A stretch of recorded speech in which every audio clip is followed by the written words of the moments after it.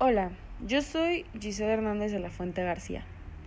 Este video corresponde a la semana 4, lectura 1. Catecismo de la Iglesia Católica, primera parte, la profesión de la fe, primera sección, creo, creemos, capítulo primero, el hombre es capaz de Dios. Esta lectura consta de 4 secciones que abarcan los textos números 27 a 43. La primera sección se titula El deseo de Dios. Las 3 ideas principales de la lectura son 1. El deseo innato de Dios en el corazón humano. La creencia de que el deseo de Dios está intrínsecamente presente en cada persona debido a su creación por Dios y su búsqueda constante de verdad y felicidad en Él. 2. La dignidad humana y la vocación a la comunión con Dios. Se resalta la importancia suprema de la dignidad humana al ser llamado a tener una relación de comunión con Dios desde el momento del nacimiento, como la fuente de verdadera realización y de sentido. Y 3. La búsqueda religiosa y respuesta a la llamada divina. A lo largo de la historia, los seres humanos han buscado a Dios a través de diversas expresiones religiosas. Y aunque esta búsqueda puede ser desviada o negada, Dios sigue llamando al hombre a encontrarlo, lo que exige esfuerzo intelectual, voluntad y la guía de otros. La idea más interesante es que la noción de la búsqueda de Dios está arraigada a la naturaleza humana y cómo esta búsqueda puede manifestarse en formas religiosas diversas y a menudo universales. En resumen, se comenta que los seres humanos llevan consigo un anhelo inherente de Dios, ya que han sido creados por Él y para Él. La cúspide de la dignidad humana radica en su llamado a la comunión con Dios desde el nacimiento.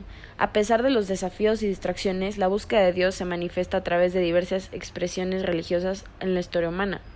Aunque puede ser obstruida, Dios nunca cesa de llamar al hombre a encontrarlo, y esta búsqueda demanda esfuerzo intelectual, voluntad, junto con la influencia de otros creyentes. La segunda sección se titula Las vías de acceso al conocimiento de Dios. Las 3 ideas principales de la lectura son 1. Las vías para conocer a Dios. A través de la contemplación de la creación y la naturaleza humana, el hombre puede acceder al conocimiento de Dios. 2. Creación como indicio divino. El mundo y la persona humana, con su orden, belleza y aspiraciones, revelan la existencia de Dios como origen y como fin. Y 3. La preparación para la fe. Estas pruebas de la existencia de Dios no son pruebas científicas, pero pueden predisponer a la fe y demostrar que ésta es compatible con la razón humana. Lo más interesante es cómo la contemplación del mundo y la naturaleza humana puede llevar al conocimiento de Dios y cómo estas pruebas no están en conflicto con la fe. En resumen, se comenta que a través de ciertas vías basadas en la creación y la naturaleza humana se puede conocer a Dios. La ordenación y belleza del mundo, así como las aspiraciones humanas, indican la existencia de un Dios creador, y aunque estas pruebas no son científicas, pueden preparar para la fe y mostrar que creer en Dios no está en desacuerdo con la razón humana. La tercera sección se titula El conocimiento de Dios según la Iglesia. Las 3 ideas principales son 1.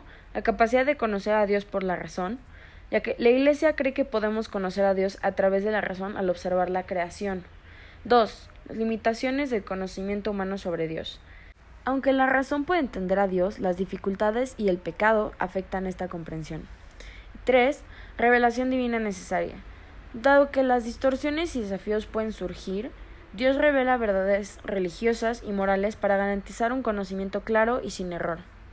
Lo más interesante es cómo la comprensión humana de Dios enfrenta desafíos, pero la revelación divina proporciona claridad en las verdades relacionadas con Él. En resumen, se comenta que la Iglesia sostiene que podemos conocer a Dios observando la creación. Sin embargo, las dificultades y el pecado afectan esta comprensión. Para superar estas limitaciones, Dios revela verdades religiosas y morales para asegurar un conocimiento claro y sin error. La cuarta sección se titula ¿Cómo hablar de Dios? Las 3 ideas principales de la lectura son 1. La capacidad de la razón humana para conocer a Dios. La Iglesia confía en que la razón humana puede comprender a Dios y promueve el diálogo con otras perspectivas.